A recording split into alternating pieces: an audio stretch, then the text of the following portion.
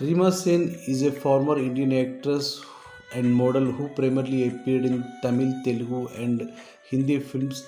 Rima Sen other name is Hema. Rima Sen studied in Saint Thomas School, Kolkata. Rima Sen active since 2000 to 2012. Rima Sen married Shivkaran Singh in 2012.